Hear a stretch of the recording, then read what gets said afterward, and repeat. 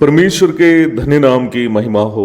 प्रभात मनन के सत्र 1428 में आप सभी का बहुत ही विनम्रता के साथ स्वागत करता हूं। आइए आज का मनन के लिए हम पढ़ते हैं पौलुस के द्वारा तीमुथियुस को भेजी गई दूसरी पत्री अध्याय 1 पद 1। पौलुस की ओर से जो उस जीवन की प्रतिज्ञा के अनुसार जो मसीह यीशु में है, परमेश्वर की इच्छा से मसीह यीशु का प्रेरित है। प्रभु के अपार अनुग्रह से प्रेरित पौलुस के द्वारा तीमुथियुस को भेजी गई पहली पत्री का संक्षिप्त अध्ययन समाप्त करने में प्रभु हम सबों की मदद की है। आज हम तीमुथियुस को पौलुस के द्वारा भेजी गई दूसरी पत्री का मनन यहाँ शुरू कर रहे हैं। यद्यपि नया नियम में दी गई पुस्तकों की सूची के अनुसार पौलुस के द्वारा लिखी गई ये अंतिम पत्री तो नहीं है, परंतु समय क्रम के अनुसार देखा जाए पौलुस अपनी मृत्यु के पूर्व सबसे अंत में रची गई पत्री यही है। रोमी जेल में अपना पहला कारावास से स्वतंत्र होने के बाद उन्होंने तीमुथियुस को भेजी गई पहली पत्री, तीतुस को भेजी गई पत्री आदि की रचना की थी।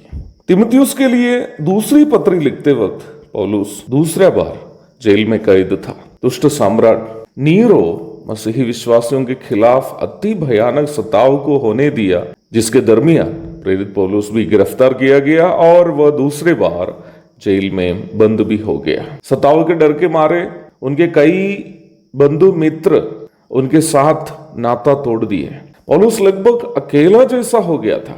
अपना पहला कारावास के दरमियान पौलुस को यह प्रतीक्षा थी कि वो बाहर निकलेगा। फिलिपी अध्याय 1 पद 25 और 26, अध्याय 2 पद 24, फिलोमोन पद 22।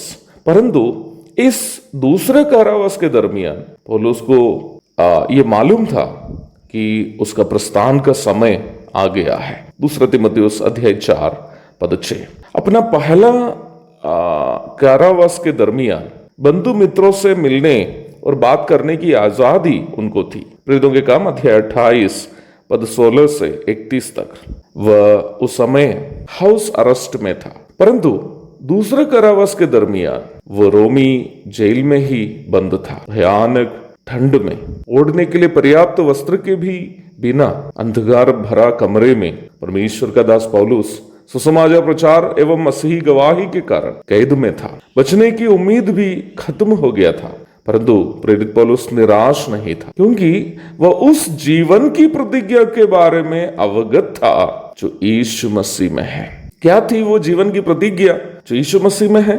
यूहन्ना रचित सुसमाचार अध्याय 5 पद 24 में उस प्रतिज्ञा के बारे में प्रभु स्वयं कहते हुए हम पढ़ते हैं, मैं तुमसे सच सच कहता हूं, जो मेरा वचन सुनकर मेरे भेजने वाले पर विश्वास करता है, आनंद जीवन उसका है और उस पर दंड की आज्ञा नहीं होती, परंतु वह मृत्यु से पार होकर जीवन में प्रवेश कर चुका है। जी हाँ, पौलुस ये जानता था कि रोम के जेल में या नीरो के तलवार के तले समाप्त होने वाला नहीं है उनका जीवन, क्योंकि उनका भरोसा उस यीशु मसीह पर था जो मृतकों में से जी उठा। प्रभु यीशु की वाणी उनके कानों में थी, जो यीशु मसीह पर विश्वास करता है अनंत जीवन उसका है, उस पर दंड की आज्ञा नहीं होती, परंतु वो मृत्यु से पार होकर जीवन में प्रवेश कर चुका है। मुझे सुनने वाले प्रिय भाई बहनों, हम जो यीशु मसीह में हैं, हमारे लिए शरीर की मृत्यु केवल इस संसार से उस अनंत जीवन की ओर, उस स्वर्गीय जीवन की ओर जो यीशु मसीह देता है, प्रवेश करने का द्वार मात्र है। उस जीवन में जिसमें आंसू, दुख, निराशा आदि नहीं है। इसलिए हमें मृत्यु से डरने की आवश्यकता नहीं है, क्योंकि हम यीशु मसीह में एक धन्य जीवन की प्रतिज्ञा पाए हुए लोग हैं।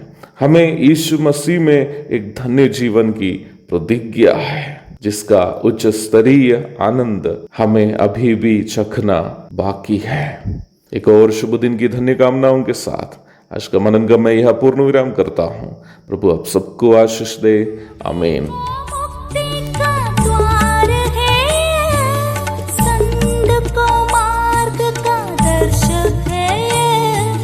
विश्वास जो करते हैं उसके लिए आनंद